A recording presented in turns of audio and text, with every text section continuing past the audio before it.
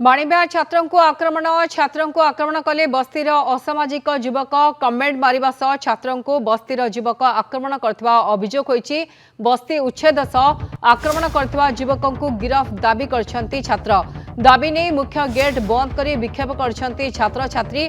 Tyre जाली आंदोलन करछंती उत्कल विश्वविद्यालय छात्र छात्री माने। तेबे दाबी पूरण नहले आंदोलन तीव्रतर करने को चेतावनी देछंती छात्र छात्री माने। घटनास्थल में उत्तेजना लगी रही।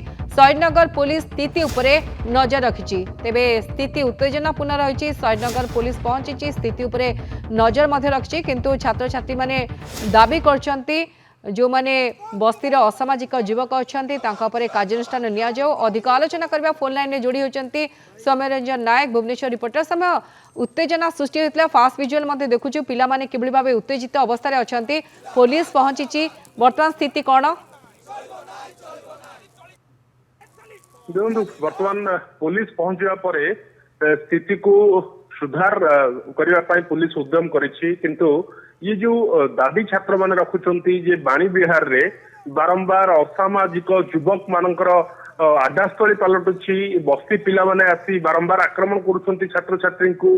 तापरे भिसी काहेकि नीरव रहिछंती सेमाने ताको देखि प्रश्न उठाइछंती। एवं आज जेतेबेले दुई जण छात्रन को आक्रमण करिछंती बस्तीर युवक माने सेतेबेले असामाजिक युवकों को गिरफ करबा पई राजरास्ता को आसी सेमाने प्रतिवाद मध्य करिछंती। एवं उत्कल यूनिवर्सिटी बाहर निया लगाइबा सहित प्रतिवाद किसी समय धरी मध्य सेमाने करथिले।